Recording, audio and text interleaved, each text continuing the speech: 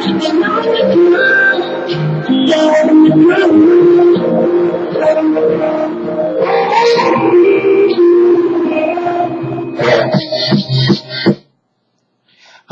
and welcome to the Krew. I am Mr. Love Brown. I am Markel Tukaki. And today we're going to be talking about the presidential election. Yay, Obama! Come on. Yay! He won the election. Mitt Romney did not win. I'm happy, first of all, that Obama won. Not only because of the fact that it helps with financial aid and food stamps and other things like that, but because of the fact that he has been a great candidate for our White House. He really has did a lot of things for us. Even though he can't fix everything in 4 years, he still has been doing what he has to do. That's true.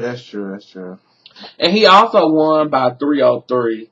Compared to Mitt Romney at 206. He had 303 electoral votes compared to Mitt Romney 206. At one point in time, Mitt Romney conceded, which basically means that he didn't believe the votes. He didn't want the votes to end. He wanted to finish to the end of everything. I see him on that stage. He was ready to get over. You see them numbers, he was ready to get off. Him and his wife and everybody else, they was ready to get off that stage so quick. Right, but I mean, my thing is, he shouldn't have conceded. My thing was, you lost. You lost. Talking about he want a recount. You can't get no recount, girl. This is the vote. You shouldn't have said that about gay marriage. So all the gay people got they bust up, and they went and voted. Well, you know that actually, this is the first time in history that they said that as many young people and as many black people has voted. That even some states actually had already said that a lot of black people was not going to vote. They already had it out there. The Republicans knew that it wasn't going to happen, but we showed up and show out. So that's why Obama won, because people had actually downed us at the beginning, but we ended up going out there and voting. So congratulations, guys. Everybody that voted for Obama, congratulations. All right. The next topic also is weed. There is, what was it? Was it a city? Some states that is legalizing weed, marijuana. I guess that's the same thing with marijuana, same thing. They're actually legalizing that. And recreational purposes, not just for medicinal, meaning medical use, but for recreational, meaning that when I'm bored, I can sit in my car and smoke a blunt, and can't nobody do nothing about it. Or, I mean, basically, like, in the comfort of your own home. Yeah. I actually sort of do agree with that. I think that if it's in the comfort of your own, I don't think it's in a car. If you're in a car, that's sort of like a public. It's still recreational. I think in the car, that's still out in the public, because there's people walking around, there's children walking around, things like that. I think that if you're in the house in the comfort of your own home, when the police or anybody's not around, then you are able to smoke weed or things like that. Well, my thing is recreational is recreational. It don't matter when, where, or how. If they say that it's fine for you to smoke in front of Sonic before you get your burger, smoke in front of Sonic before you get your burger. Because you're going to have the munchies when you're done. Right? So kids are walking around and things like that, and walking past Sonic, and you sitting there smoking a weed. Weed, a blunt, or whatever you want to call it. You think that's okay? You free. You free to do whatever you want to do. So that's what they said. That's what they said. We're not free to do whatever we want to do. Well, when it comes to weed, that is. Okay. Watch what you say now. Watch what you say, because we ain't that free in America now. Watch what you say. Well, some states like weed, and they don't mind you doing it. And I actually saw a tweet where, you know, they say that 2012, this is going to be a whole nother subject we can talk about, but 2012 is supposed to be the end of the world and all that other stuff. Some people was like, well, you know, some of the states said, you know, hey, since it's the end of the world coming, why not let them smoke? So it's just like, it was funny to me to actually see a tweet like that, because it's like, hey, this is the end of the year. We're going into a new year. We're going into new things. Why not allow these people to do whatever they want to do rather than the states holding them back? I guess. Okay. Moving along. We're talking about gay marriages. gay marriages. How do you feel about being? Okay, let me just ask you this question: would you get married to a guy? Oh damn! You gotta think about it. Is it that hard? No. Let me try to forget. Would you get married to a gay? No. Would you get married to a guy? Yes, I will because of my orientation. I will, but I don't think that there are a lot of men who are left out here that actually believe in love. So, but that's a whole different story in itself. But I would, if I were to find the right guy and you know who has so many standards and you know things like that I want and I want to have in my future, then yes, I would. I would. Would you? Yes, I would. I'm actually engaged now. Oh, so you're engaged? Yeah. Okay. I said like that. Yeah, I'm engaged.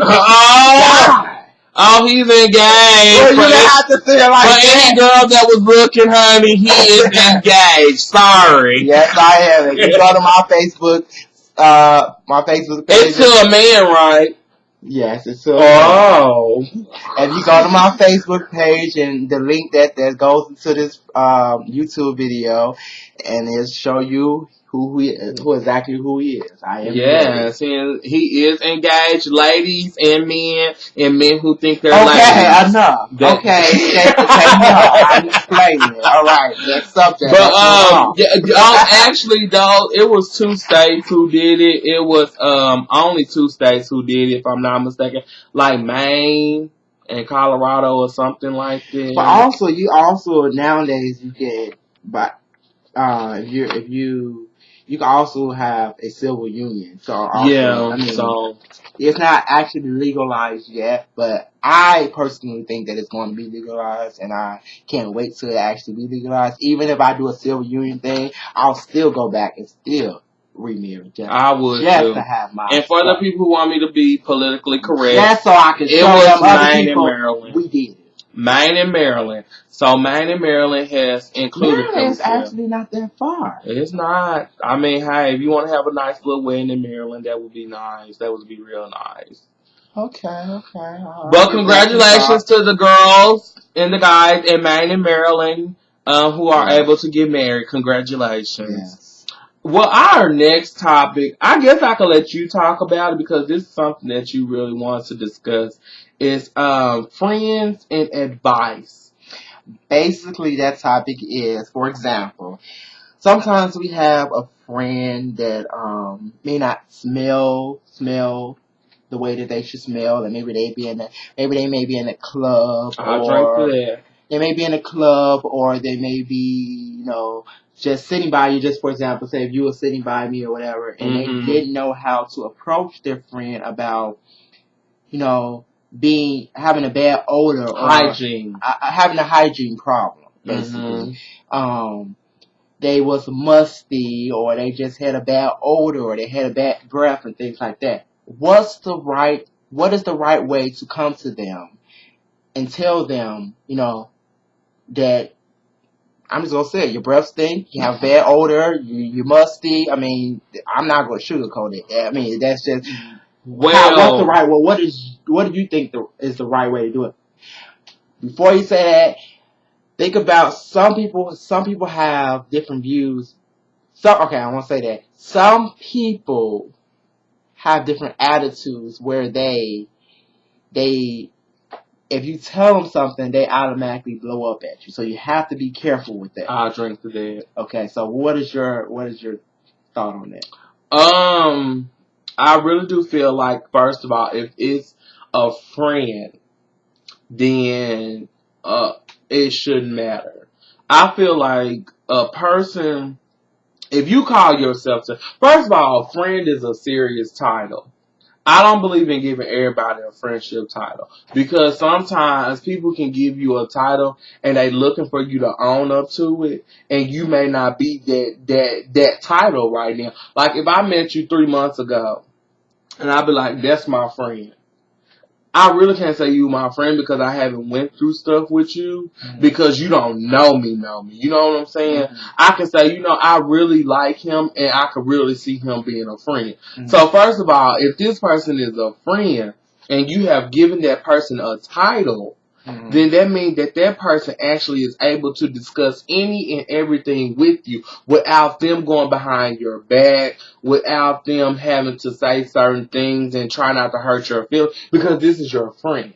So I feel like my friend, if I'm a little tart, I'm going to want you to be like, you know what, hey, your breath stink or something like that. It's not about, and then again, if you know your friend, you should know how to say it to your friend because that's your friend. So if you know your friend and maybe you say, your friend is a little too emotional or something like that, they may not take it well, but you know how to do it. Cause maybe your friend is a goofy person. You can be like, girl, you're not smelling too right. And even though even though it's funny, at that point in time, they may be offended, but guess what they gonna do? They gonna walk to the bathroom, or they gonna walk to the side and be like, even though it's not around everybody, they gonna actually go take care of that because then they know now, that you were serious about, even though it was a playful manner. Well, also, I've been in a club before, and I won't say any names on who this is, but I'm going to give an example. I've been in a club where me and a friend of mine were dancing with this drag queen. We was in a club having fun, enjoying ourselves, and this drag queen was very overly, had a bad odor under her arms, basically. And we didn't know how to bring it to her, but I bring it to him like, maybe we should tell her whatever. But she's the type of person where she gets really offensive really quick. So it's like, we just gonna leave it alone. And we just let her go by and just be musty. Because just the way, like, I know if I would have told her, she would have blew up in my face. But like, my thing, it goes back to what I'm saying. It's not about what you're saying. It's about how you're saying and the way that you're saying. Because to be honest, if somebody told me my breath stink, I had that odor, and if anybody ever see me out in Chicago, if I stink, if I smell, which I don't think that's gonna happen at all, but if that ever happens, if my breath stink, give me a piece of gum, tell me something, please, okay? Please tell me that, because I mean, that's a true friend. That's a true friend. That is a true friend. And friendships is way more than people actually take it. It's not about, we can't just say I'm your friend because I know you through somebody or we've been cool for a couple of weeks. You really need to make sure that you call somebody your friend after you realize that that person is your friend. When you have gone through a lot of stuff with them, or when you are going through things and this person is helping you, irregardless of them not knowing you, stuff like that, that's what you call being a friend. And that's what you call that person being humble and being who they need you to be, which is somebody to stick beside them because that's what a friend is. So, a lot of times we as people, we don't understand what a friend is. That's why we have friends and we call them our friends, but they talking behind our back and then you crying on Facebook and all this other stuff, or they say they trying to talk to your ex and all this other stuff.